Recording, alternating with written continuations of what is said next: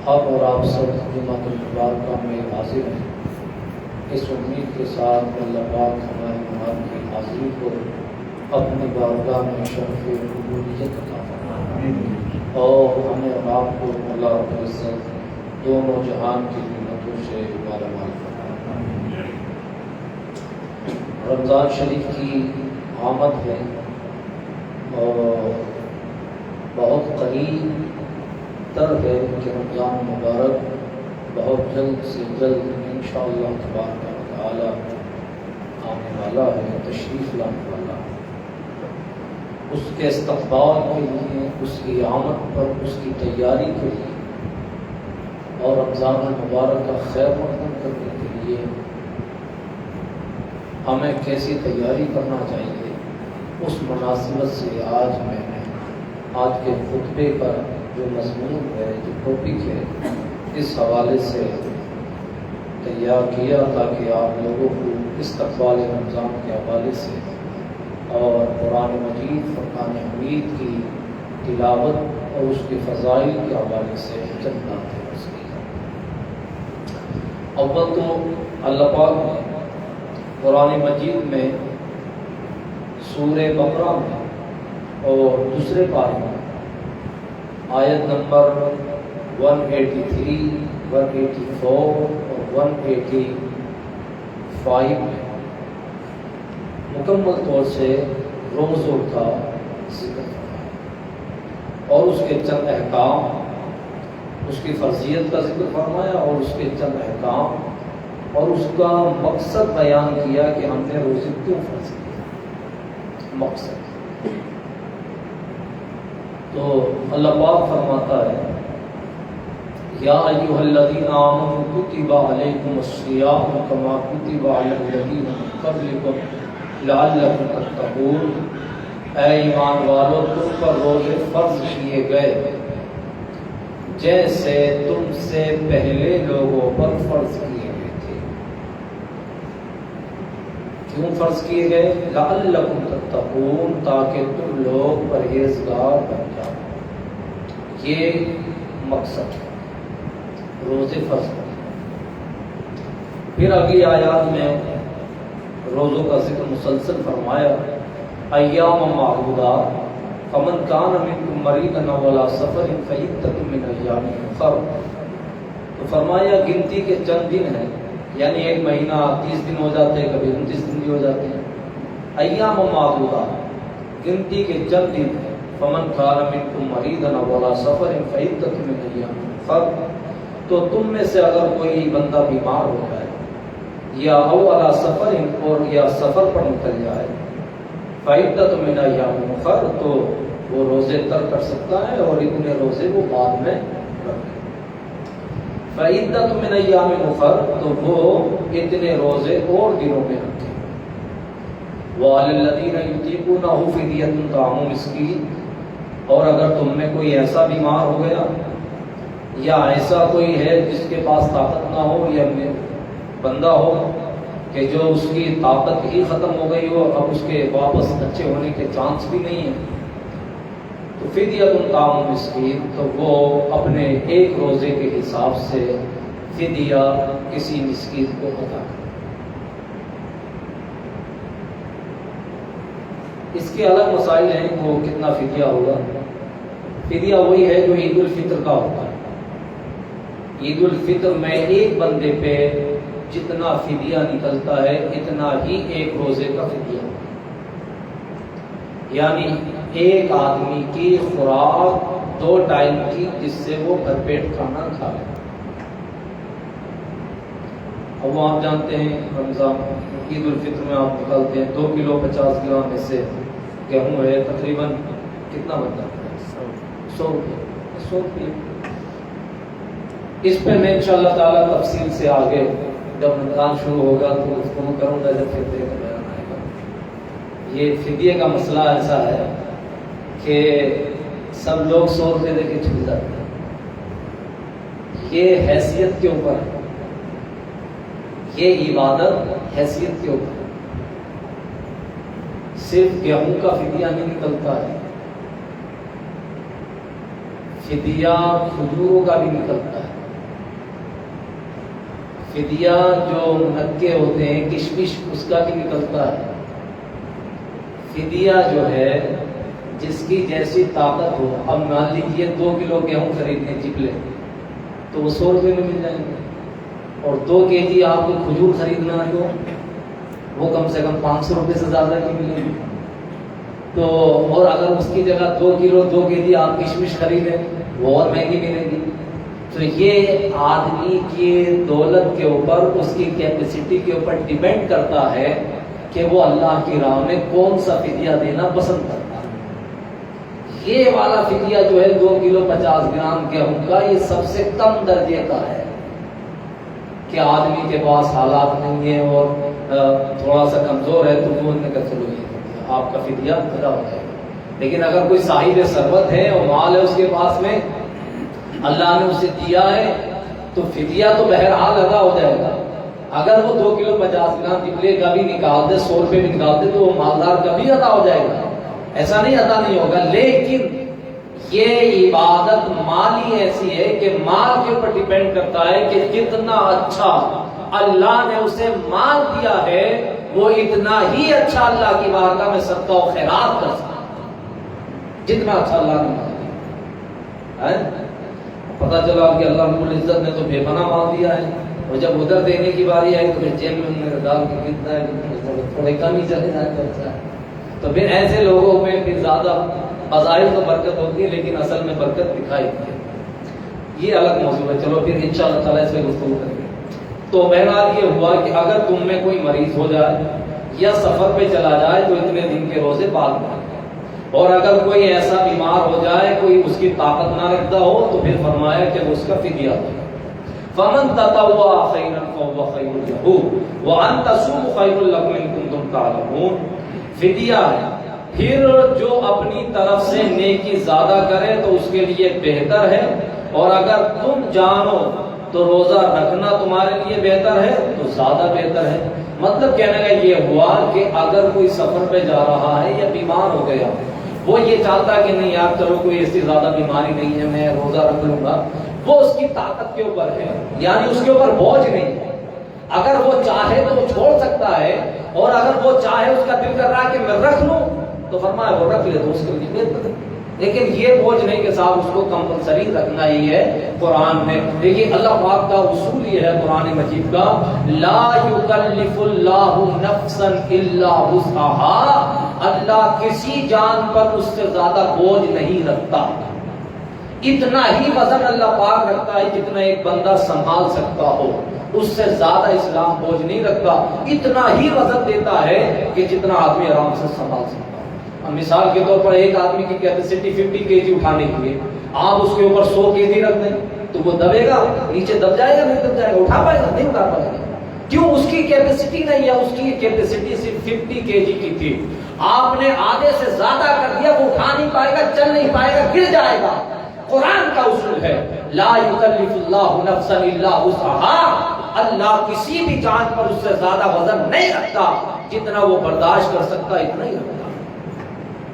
پھر اس کے بعد میں ارشاد فرمایا شہر رمضان الذی, جو آج کا موضوع ہے, شہر رمضان الذی انزل فیہ القرآن ھدی للناس وبینات من الھدی والفرقان.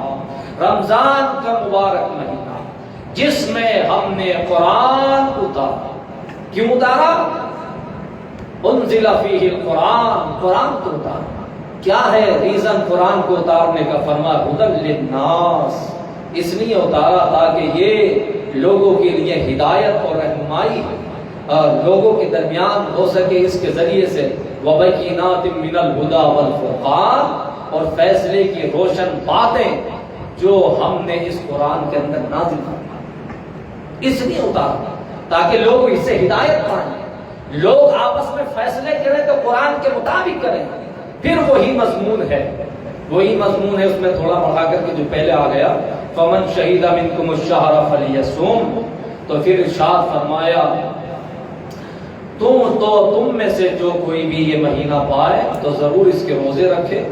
اور فرمایا ومن کان منکم مریضا او علی سفر فعدۃ من ایام اخر. اور اگر تم میں کوئی بیمار ہو یا سفر پہ ہو تو اتنے روزے اور دنوں میں رکھے. کیوں رکھیں؟ اللہ پاک فرماتا یرید اللہ بکم اليسر ولا یرید بکم العسر، کیونکہ اللہ تمہارے اوپر آسانی چاہتا ہے، تمہارے اوپر دشواری نہیں چاہتا۔ اللہ پاک چاہتا ہے کہ تم آسانی سے کام کر سکو، دشواری نہیں چاہتا۔ یہ آسانیاں اس کے لیے ہیں تاکہ تم روزوں کی تعداد پوری کر لو، اور تاکہ تم اس بات پر اللہ کی بڑائی بیان کرو کہ اس نے تمہیں ہدایت دی، اور تاکہ تم شکر گزار اس کے بندے بن جاؤ، لعلکم تشکرون، تاکہ تم اس کے شکر گزار بنو۔ اب یہ بات ہو گئی شہر رمضان الذی انزل فیہ القرآن، رمضان کا وہ مبارک مہینہ جس میں اللہ پاک نے اپنے قرآن کو نازل فرمایا۔ اور کیوں نازل فرمایا؟ ہدی للناس، تاکہ لوگوں کے درمیان اس کے ذریعے ہدایت لوگ پا جائیں، وبینات من الہدی والفرقان، اور یہ ان کو فیصلے کرنے میں، روشنی دینے میں، اجالا دینے میں ان کی رہنمائی کر سکے۔ اب یہ قرآن مجید فرقان حمید کا حکم ہے۔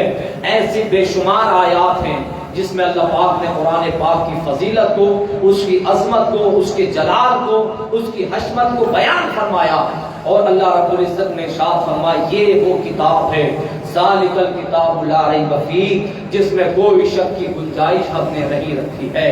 یہی وہ کتاب ہے کہ جب سے یہ نازل ہوئی لوگ طرح طرح کے سوال کرنے لگے، لیکن اللہ پاک نے فرمایا ہم نے یہ نازل فرمایا ہے، ہم ہی اس کی حفاظت کرنے والے ہیں۔ فرمایا قرآن ہم نے اتارا اور ہم اس کی حفاظت کرنے والے ہیں۔ انا نحن نزلنا الذکر وانا لہ لحافظون، بے شک قرآن کو ہم نے نازل کیا اور ہم ہی اس کی حفاظت کرنے والے ہیں۔ پھر قرآن مجید نے ارشاد فرمایا اگر تمہیں اس بات میں کوئی ڈاؤٹ اور شک ہے کہ یہ قرآن پاک اللہ کی کتاب نہیں ہے، وَإِن كُنتُمْ فِي رَيْبٍ مِّمَّا نَزَّلْنَا عَلَىٰ عَبْدِنَا فَأْتُوا بِسُورَةٍ مِّن مِّثْلِهِ وَادْعُوا شُهَدَاءَكُم مِّن دُونِ اللَّهِ إِن كُنتُمْ صَادِقِينَ، تو لاؤ تم لوگ اکٹھے ہو جاؤ اور سارے جن اور انسان اکٹھے ہو کر کے ایک صورت بنا کر کے لاؤ جیسے قرآن کے اندر صورت ہے۔ 114 صورتیں ہیں قرآن پاک کے اندر، ایک صورت کا ایگزامپل لے کر کے آؤ۔ فاتوا بسورۃ من مثلہ وادعوا شہداءکم من دون اللہ، اللہ کے علاوہ سب کو جمع کر لو، ان کنتم صادقین، اگر تم اپنی بات میں سچے ہو۔ پھر قرآن نے چیلنج کیا فإن لم تفعلوا ولن تفعلوا فاتقوا النار التي وقودها الناس والحجارہ، ہم چیلنج کرتے ہیں کہ یہ کام تم سے نہیں ہو پائے گا، وَلَن تَفْعَلُوا، ہرگز نہیں ہو پائے گا، وَقُودُهَا النَّاسُ وَالْحِجَارَةُ أُعِدَّتْ لِلْكَافِرِينَ، اس آگ سے ڈرو جس کا ایندھن انسان اور پتھروں کو بنا دیا گیا ہے، اس دن سے ڈرو۔ تو قرآن پاک ایسی عظیم و شان کتاب، ایسی لاریب کتاب ہے۔ میں نے یہ قرآن پاک کی فضیلت پر اگر صرف قرآن کی آیات ہی کی بات کریں کہ قرآن پاک کی فضیلت کے حوالے سے قرآن پاک سے بات کریں کہ اس کی فضیلتیں کتنی ہیں، تو تقریباً میرے مطالعے میں 370 آیات ہیں، 370 آیات جو میں نے اپنی کتاب البیان فی فضائل کلام الرحمن میں لکھا ہے۔ 300 آیات کو میں نے جمع کیا جو صرف اس بات پر دلالت کرتی ہے کہ قرآن کی عظمت و فضیلت کیا ہے، قرآن کے نازل کرنے کا مقصد کیا ہے، قرآن کو کیوں اتارا گیا، قرآن کے اتارنے کا ریزن کیا ہے، کیوں قرآن پاک کو اللہ کے نبی علیہ السلام کے اوپر نازل فرمایا۔ ایسی عظیم و شان کتاب، اب اس کی بات سنتے ہیں اور بعض آیات جانتے ہو کتنی فضیلت ہے۔ یہ میرے ہاتھ میں صحیح بخاری شریف ہے، صحیح بخاری شریف جو بعد کتاب اللہ سب سے افضل ترین کتاب ہے، جس کو رسول اللہ صلی اللہ علیہ وسلم نے اپنی کتاب قرار دیا ہے۔ یہ امام بخاری رضی اللہ تعالیٰ کی کتاب، اس سے عظیم روئے زمین پر کوئی دوسری کتاب نہیں ہے قرآن کے بعد۔ قرآن اللہ کی کتاب ہے، اور قرآن کے بعد اگر سب سے اونچا درجہ کوئی کتاب رکھتی ہے تو یہ امام بخاری کی کتاب الجامع صحیح بخاری آتی ہے، جس کے بارے میں خود حضور نے فرمایا، بشارت دی کہ یہ بخاری پڑھا کرو، یہ میری کتاب ہے۔ کون ہے امام بخاری رضی اللہ تعالیٰ، جو آقا علیہ السلام کے وصال کے تقریباً 500 سال کے بعد تشریف فرما ہوئے، اور جنہوں نے بخارا میں رہنے کے بعد علم حاصل کیا، جنہیں تقریباً آقا علیہ السلام کی 10 لاکھ سے زیادہ حدیثیں یاد تھی، اور 6 لاکھ صحیح حدیثوں کو جمع کر کے انہوں نے تقریباً 6 لاکھ حدیثوں کو جمع کرنے کے بعد امام بخاری رضی اللہ تعالیٰ نے اس میں سے 1,00,000 کو الگ نکالا اور 1,00,000 صحیح حدیث کو جمع کرنے کے بعد تقریباً 6,600 کچھ حدیث جمع کی، وہ جس پر کسی کا کوئی اختلاف نہیں تھا۔ امام بخاری رضی اللہ تعالیٰ نے اپنی زندگی کا پورا سفر کر کے 600 احادیث کو جمع کیا اور جمع کرنے کے بعد پھر ایک کتاب لکھی جس کا نام الجامع صحیح بخاری رکھا۔ جانتے ہو کیسے لکھی تھی یہ بخاری شریف؟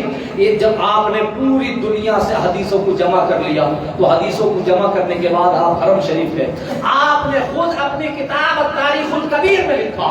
امام بخاری لکھتے کہ میں نے کیسے لکھا تھا؟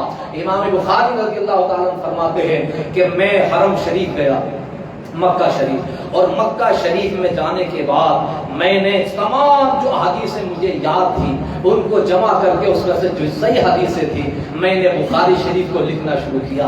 جانتے ہو کیسے لکھتے تھے؟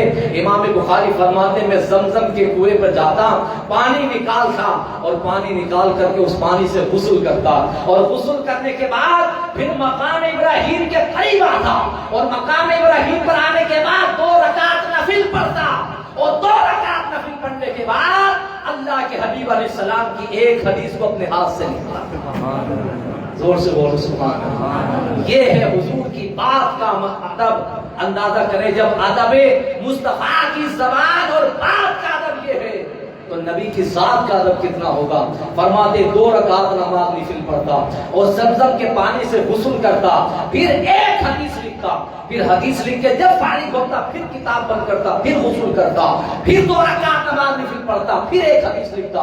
فرماتے برسوں لگ گئے مجھے یہی کام کرتے کرتے، جب پوری احادیث کی یہ ذخیرہ الجامع الصحیح البخاری کی شکل میں جمع ہو گیا تو میں اسے لے کر کے پھر مدینہ شریف گیا، اور مدینہ شریف جانے کے بعد آقا علیہ السلام کے مواضع شریف کے پاس بیٹھ کر، آقا علیہ السلام کے دربار کے پاس بیٹھنے کے بعد میں نے ہر حدیث کو نبی کو سنایا اور نبی کے پاس میں پڑھتا تھا زور سے۔ فرماتے امام بخاری اللہ کی عزت کی قسم کئی جگہ ایسا ہوا جہاں حدیث میں کوئی مسٹیک ہوتی تھی تو قلب مصطفیٰ سے آواز آتی تھی کہ ہم نے نہیں فرمایا۔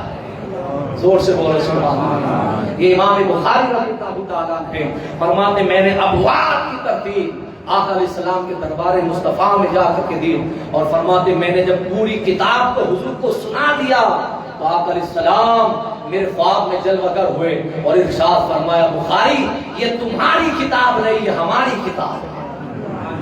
زور سے بولو سبحان اللہ۔ اسی کے اندر امام بخاری لے کر کے آئے کتاب ابواب فضائل القرآن، یہ پوری فضیلت قرآن کے اوپر امام بخاری نے کتاب ترتیب دی ہے۔ اس کے اندر اس کتاب کا نام کتاب فضائل القرآن رکھا۔ اس کے اندر حضرت امام بخاری رضی اللہ تعالیٰ عنہ حدیث پاک لے کر کے آئے اور ارشاد فرمایا کہ اللہ کے حبیب علیہ السلام نے ارشاد فرمایا باب خیرکم من تعلم القرآن وعلمہ، حدیث نمبر ہے 752، 752 حدیث کا نمبر ہے۔ امام بخاری فرماتے ہیں ان عبد الرحمن السلمی عن عثمان رضی اللہ تعالی عن النبی صلی اللہ علیہ وسلم قال خیرکم من تعلم القرآن وعلمہ، فرمایا تم میں سے بہترین، حضرت عثمان فرماتے ہیں کہ نبی اکرم صلی اللہ علیہ وسلم نے فرمایا تم میں بہترین شخص وہ ہے جو قرآن کو سیکھے اور دوسرے لوگوں کو قرآن سکھا دے۔ پھر آقا علیہ السلام نے دوسری حدیث میں فرمایا اِنَّا أَفْضَلَكُمْ مَنْ تَعَلَّمَ الْقُرْآنَ وَعَلَّمَهُ، فرمایا تم میں سے سب سے افضل وہ شخص ہے جو قرآن کو سیکھے اور دوسرے لوگوں کو قرآن سکھا دے۔ اللہ کے حبیب علیہ السلام کی حدیث ہے، نبی اکرم صلی اللہ علیہ وسلم نے فرمایا بچوں کو قرآن پاک کی تعلیم دیا کرو، اور کیوں دیا کرو اس کے بارے میں آقا علیہ السلام نے فرمایا اس میں آپ پڑھتے جائیں گے ہر باب میں ایک حدیث ہے، ہر باب میں ایک حدیث ہے۔ اور اللہ کے حبیب علیہ السلام نے پھر تمام چیزوں کی فضیلت بیان فرمائی، اور نبی کرم صلی اللہ علیہ وسلم نے اس میں ارشاد فرمایا کہ اگر کوئی شخص صحابہ کی جماعت بیٹھی ہوئی اور صحابہ کرام بیٹھے ہوئے تھے، اللہ کے حبیب علیہ السلام فرماتے میں اپنے حجرے سے نکلا اور آقا علیہ السلام جب حجرے عائشہ سے نکلے تو دیکھا کہ کچھ لوگ جو ہے نماز میں مشغول ہیں. حضور نے فرمایا بہتر کام کر رہے ہیں. کچھ لوگ دیکھا کہ مسجد نبوی میں ایک طرف بیٹھ کے ہلکا ذکر کر رہے ہیں. آقا علیہ السلام نے فرمایا یہ بہتر کام کر رہے ہیں. کچھ لوگ کو دیکھا تسبیح پڑھ رہے ہیں. حضور نے فرمایا بہتر کام کر رہے ہیں. آقا علیہ السلام نے دیکھا کہ ایک کونے میں بیٹھ کر کے کچھ لوگ قرآن پاک کی تلاوت اور قرآن پاک کی تعلیم حاصل کر رہے ہیں. آقا علیہ السلام نے فرمایا اس میں خود حضور بیٹھ گئے اور حضور نے بیٹھنے کے بعد وہ جو تعلیم حاصل کر رہے تھے حضور نے خود سکھانا شروع کر دیا. آقا علیہ السلام نے فرمایا ذکر کرنا بھی افضل ہے, نماز پڑھنا بھی افضل ہے, ذکر اور تسبیح پڑھنا بھی افضل ہے, رکوع اور قیام کرنا بھی افضل ہے. لیکن آقا علیہ السلام نے فرمایا میں تمہیں بتاؤں تم میں سب سے افضل کام کون سا ہے؟ فرمایا جو کتاب مجھ پر اتری اس کو پڑھنا اور اس کی تعلیم دوسروں کو سکھانا, اس سے افضل کام کوئی. نبی اکرم صلی اللہ علیہ وسلم نے ارشاد فرمایا, جانتے ہو کتنے صحابہ قرآن پاک کی تلاوت کرتے تھے اور صحابہ اکرام کا دستور کیا تھا, قرآن پاک کیسے سنتے تھے اور حضور سے سن کر کے یاد کرتے تھے. میرے آقا نے چند صحابہ کی مثال دی. کبھی آقا نے فرمایا قرآن ایسے پڑھا کرو جیسے حضرت عبداللہ ابن مسعود پڑھتے ہیں. آقا علیہ السلام نے فرمایا قرآن ایسے پڑھا کرو جیسے حضرت ابو سعید خدری پڑھتے ہیں. نبی اکرم صلی اللہ علیہ وسلم نے فرمایا قرآن ایسے پڑھا کرو جیسے ابو دردہ پڑھتے ہیں. آقا علیہ السلام نے فرمایا قرآن کو ایسا پڑھا کرو جیسے سعید بن معلہ پڑھتے ہیں. آقا علیہ السلام نے فرمایا قرآن ایسا پڑھو جیسے میرا صحابی ابی بن کعب پڑھتا. یہ وہ قاری تھے جو آقا علیہ السلام کے زمانے میں, اور اس میں سب سے بڑے قاری حضرت ابی بن کعب رضی اللہ تعالیٰ. یہ ابی بن کعب رضی اللہ تعالیٰ وہ قاری ہیں کہ جن کا قرآن سننے کے بعد اللہ کے حبیب علیہ السلام نے دعا فرمائی تھی, اے اللہ تیرا شکر ہے کہ تو نے میری امت میں اتنا بڑا قاری پیدا فرمایا ہے جو قرآن پڑھتا ہے تو آسمان سے فرشتے اس سے سننے کے لیے آتے ہیں. زور سے بولو سبحان اللہ. کیا ہے قرآن پاک, کیسے قرآن پاک کو پڑھا جائے؟ آقا علیہ السلام فرماتے ہیں قل هو اللہ احد. یہ قرآن پاک کی سورت ہے, سورہ اخلاص. صحابہ آ گئے, عرض کی یا رسول اللہ پورا قرآن پڑھنا رمضان کے مہینے میں بس کی بات نہیں, کیا کریں؟ تو اللہ کے حبیب علیہ السلام فرماتے ہیں, حضرت ابو سعید الخدری رضی اللہ تعالی عنہ رجلا سمع رجلا یقرأ قل هو اللہ احد. تو حضرت ابو سعید خدری رضی اللہ تعالیٰ عنہ روایت کرتے ہیں کہ ایک صاحب آئے اور اس صاحب نے آ کر کے سنا کہ قل هو اللہ احد پڑھ رہے ہیں اور اسے بار بار دہراتے جا رہے ہیں, بار بار پڑھتے جا رہے ہیں. فلما اصبح جاء الى رسول الله صلى الله عليه وسلم فذكر ذلك له وكان الرجل يلتقى لها فقال رسول الله صلى الله عليه وسلم والذي نفسي بيده انها لا تعدل ثلث القران. وہ فرماتے حضرت ابو سعید خدری میں نے دیکھا کہ ایک شخص جو ہے وہ قل هو اللہ احد پڑھ رہا, پھر بار میں اسے پڑھ رہا, پھر دوبارہ اسے پڑھ رہا, دوبارہ اسے پڑھ رہا, بار بار قل هو اللہ احد پڑھ رہا تھا. فرماتے فلما اصبح جاء الى رسول الله صلی اللہ علیہ وسلم, میں حضور کی بارگاہ میں صبح آیا اور میں نے عرض کیا رسول اللہ علیہ السلام, میں نے ایک آدمی کو دیکھا کہ وہ رات میں قرآن پڑھ رہا تھا, وہ سورہ اخلاص کے علاوہ کچھ پڑھ ہی نہیں رہا تھا, بار بار اسے ہی پڑھتا جا رہا تھا. اب جانتے ہو حضور نے کیا جواب دیا؟ وقال رسول اللہ صلی اللہ علیہ وسلم, نبی نے فرمایا والذی نفسی بیدہ انہا لا تعدل ثلث القرآن. فرمایا سنو جس کے قبضے قدرت میں مجھ محمد کی جان ہے, یہ سورہ اخلاص صرف سورہ اخلاص نہیں ہے بلکہ اس کا پڑھنا ایسا ہی ہے جیسے قرآن کے 3 حصوں کی تلاوت کرنا. ایک بار پڑھنا قرآن کے 3 حصوں کی برابر ہے. آقا علیہ السلام نے فرمایا جو بندہ قرآن پڑھتا رہے گا, قرآن پڑھتا رہے اور اسے کچھ یاد نہ ہو, صرف سورہ اخلاص پڑھتا رہے, اللہ کے حبیب علیہ السلام فرماتے ہیں کہ اللہ پاک اسے مکمل قرآن کا ثواب عطا. جانتے ہو ایک صحابی ہے مدینہ شریف میں, نا مدینہ شریف سے تھوڑے باہر دیہات میں مسجد تھی, تو اس کے وہ امام تھے. اب امام صاحب کیا کرتے, وہ پہلی رکعت میں کوئی بھی سورت پڑھ لیتے, لیکن ہر رکعت میں جب بھی تہری نماز چاہے وہ مغرب کی ہو, عشاء کی ہو, فجر کی ہو, تو دوسری رکعت میں جب دوسری رکعت آتی اس میں سورہ اخلاص قل اللہ شریف. تو وہ صحابہ کچھ نماز پڑھتے مسلم, انہوں نے کہا یار یہ امام صاحب ٹھیک ہے ہر بار میں قل اللہ ہی پڑھتے, دوسری کوئی صورت ہی نہیں پڑھتے. تو انہوں نے آقا علیہ السلام کی بارگاہ میں شکایت کی. انہوں نے کہا یا رسول اللہ علیہ السلام ہمارے امام صاحب تو پہلی تو رکعت میں الگ الگ صورتیں پڑھتے ہیں, لیکن دوسری رکعت میں پرماننٹ جو ہے ہمیشہ سورہ اخلاص قل اللہ ہی پڑھتے ہیں. یا رسول اللہ, تو حضور نے فرمایا انہیں بلاؤ امام صاحب کو. امام صاحب کو بلایا تو اللہ کے حبیب علیہ السلام نے فرمایا یہ تمہارے مسلم شکایت کر رہے ہیں کہ تم ہر رکعت میں دوسری رکعت میں قل اللہ پڑھتے ہو. انہوں نے کہا جی یا رسول اللہ میں ہر رکعت میں سورہ اخلاص. تو حضور نے فرمایا کیوں پڑھتے ہو؟ انہوں نے کہا رسول اللہ علیہ السلام مجھے اس سے محبت ہے. عرض کی یا رسول اللہ، میرے آقا علیہ السلام نے فرمایا کیوں محبت ہے؟ تو نبی کی بارگاہ میں عرض کی یا رسول اللہ اس لیے محبت ہے کہ اس میں اللہ کی توحید کو بیان کیا، قل هو اللہ احد، اللہ کے ایک ہونے کا بیان کیا گیا ہے. میرے آقا نے فرمایا تم ہر رکعت میں یہی پڑھنا، جو جس سے محبت کرتا ہے قیامت کے دن اسی کے ساتھ. زور سے بولو سبحان اللہ. اس لیے پتا چلا کہ سورہ اخلاص صرف سورہ اخلاص نہیں ہے، قرآن کی سب سے اہم صورتوں میں سے ہے. وہ کون سی صورت جس میں اللہ پاک نے فرمایا قل هو اللہ احد. محبوب آپ فرما دو اللہ ایک ہے، اللہ الصمد، وہ سب سے بے نیاز ہے، اسے کسی کی ضرورت نہیں ہے. لم یلد ولم یولد، اسے کسی نے پیدا نہیں کیا ہے اور اس کا کوئی بیٹا بھی نہیں ہے، وہ اکیلا ہے، یکتا ہے. یہ تعریف ہے رب کی، اس سے جامع صورت کوئی اور نہیں جس میں رب کی اتنی فضیلت. رب خود اپنے بارے میں بیان فرما رہا کہ اس کی شان کیا ہے، اس کی عظمتیں کیا ہے. تو اللہ پاک نے، اللہ کے حبیب علیہ السلام نے فرمایا پھر اس کے ساتھ ساتھ قل اعوذ برب الفلق قل اعوذ برب الناس، اس کے حوالے سے اللہ کے حبیب علیہ السلام نے ارشاد فرمایا کہ اگر کوئی تم میں سے بیمار ہو جائے تو اسے پڑھ لیا کرے، اسے پڑھنے کے بعد دم کر دیا کرے. یہ بات جو میں آپ سے کہہ رہا ہوں آپ کی سمجھنا کہ دم کرنے کی وجہ سے محمد نے بتا دی حدیث ہے. سنو سنو حدیث سنو. یہ اب ڈر لگتا ہے نا ہر بات کرنے میں، کوئی یہ نہ کہتے یار پتہ نہیں اپنی طرف سے مارتی ہوگی، تو اپنی طرف سے کوئی بات نہیں. سنو حدیث. اب کون ہے النفس بالمعوذۃ علی المریض، یہ باب ہے اور حدیث کا نمبر ہے 2350. یہ حدیث کا نمبر ہے اور روایت کون کر رہا جانتے ہو؟ ام المومنین حضرت عائشہ صدیقہ روایت کرتی ہے. کیا کہتی ہیں؟ ان عائشہ رضی اللہ تعالی عنہا ان رسول اللہ صلی اللہ علیہ وسلم کان اذا استسقى يقرأ على نفسه بالمعوذتين بالمعوذات وينفذ فلما اشتد وجعه كنت اقرأ عليه وامسح بيده رجاء بكراتها الى اخر الحديث.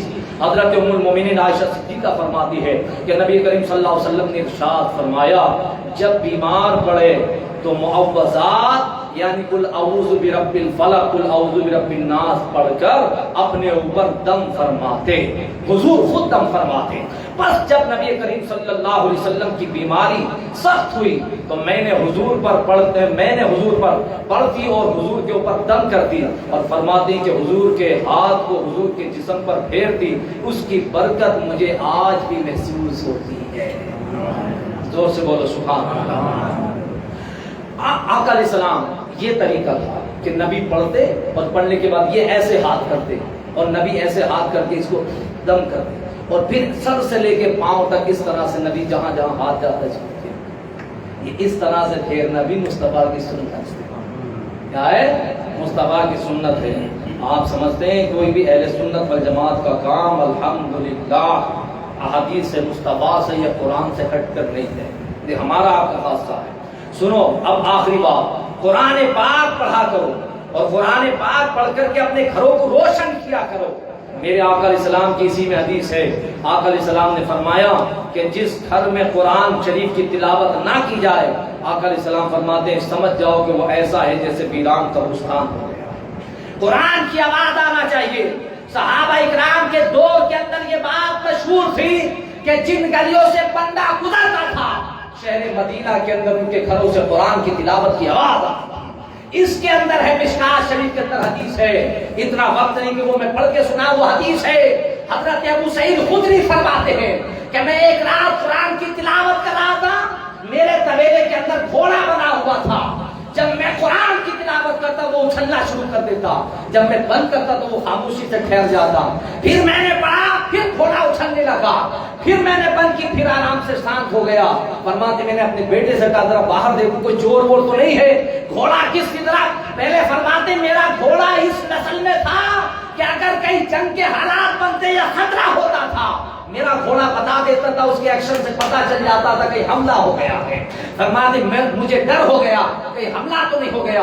ابو سعید خدری فرماتے میں نے اپنے بیٹے کو کہا ذرا دیکھو تو صحیح. فرماتے میرا بیٹا جب باہر نکلا گھبرا گیا، گھبرا کر آیا بجان میں دیکھ رہا ہوں کہ اپنے آنگن سے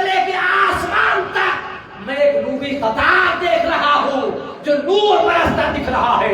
حضرت ابو سعید خدری فرماتے میں نے تلاوت کو بند کر دیا، پتہ نہیں کیا معاملہ ہے۔ میں سویرے فجر کی نماز میں نبی کی بارگاہ میں گیا اور میں نے فجر کی نماز ادا کی اور اپنی ساری رات کی حضور کی بارگاہ میں عرض کی، یا رسول اللہ میرے ساتھ یہ ہوا ہے۔ نبی نے فرمایا ابو سعید مبارک ہو، تجھے تلاوت کو بند نہیں کرنا چاہیے تھا۔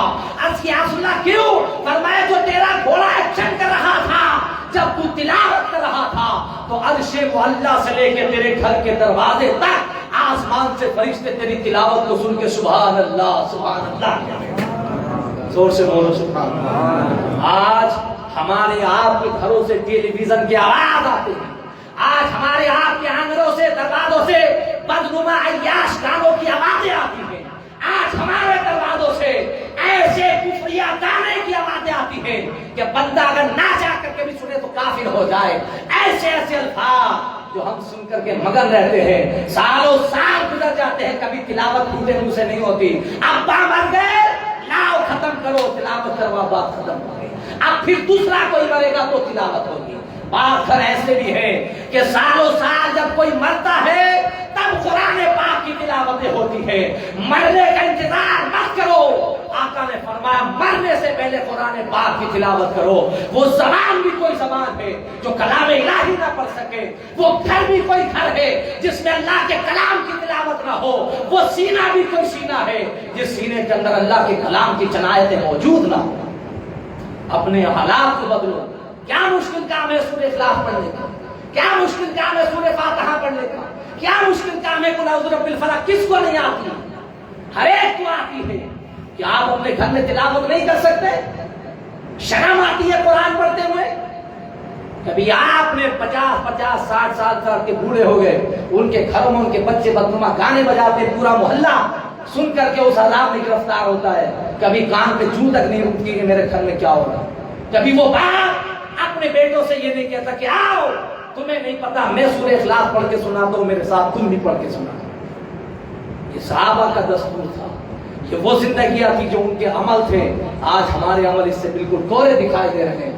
خدا کے واسطے قرآن کو مت چھوڑو۔ آج یہ جتنے عذاب، جتنے فتنے، جتنے وائرس، جتنی ہلاکتیں، جتنی تباہیاں، جتنی بمباریاں ہو رہی ہیں، یہ فقط اسی بنیاد پر ہے کہ مسلمان نے قرآن کو چھوڑا۔ کتنا عمل کرتے ہیں قرآن پاک؟ کیا عمل ہے قرآن پاک؟ ایک ذرہ برابر بھی عمل قرآن پاک پہ نہیں ہے۔ بس 5 ٹائم کے سجدے کر لیے، نماز پڑھ لی، کوئی بڑی بات نہیں ہے۔ قرآن پاک پہ زیادہ بڑا عمل ہو گیا۔ قرآن پاک پہ عمل کا مقصد یہ ہے کہ ماں کی گود سے لے کے قبر کے پیٹ تک جانے تک قرآن پاک پر ہر ایکشن ہمارا قرآن کے مطابق ہونا چاہیے، ہمارا ہر قدم قرآن کے مطابق اٹھنا چاہیے۔ اس لیے لوگوں اپنے حالات کو بدلو۔ رمضان شریف آنے والے ہیں، رمضان شریف میں کوشش کیا کرو کہ آپ خود قرآن پاک کم سے کم 1 مہینے میں 1 قرآن ختم کریں، اور اگر آپ رمضان میں قرآن پاک پورا ختم نہیں کر سکتے تو کم سے کم آدھا قرآن، اور آدھا بھی آپ نہیں کر سکتے 10 پارے بھی آپ نہیں پڑھ سکتے تو 5 سپارے، 5 بھی آپ نہیں پڑھ سکتے تو کم سے کم پورے رمضان میں 1 سپارہ تو آپ ختم کریں۔ لیکن روزانہ 1 رکوع پڑھیں، 1 آیت پڑھیں، 1 سورت پڑھیں، اور اگر یہ بھی آپ کو یاد نہیں تو روزانہ قل هو اللہ شریف کی تلاوت ہی آپ کر لیا کریں، تاکہ قرآن سے آپ کا رشتہ وابستہ رہے اور آپ کے سینے کے اندر قرآن کا نور اترتا رہے۔ اس لیے آپ قرآن پاک کے قریب ہوں۔ انشاءاللہ تبارک اللہ اگلے جمعہ کو پھر اس کے آگے بیان کریں گے۔ وآخر دعوانا ان الحمد للہ رب العالمین۔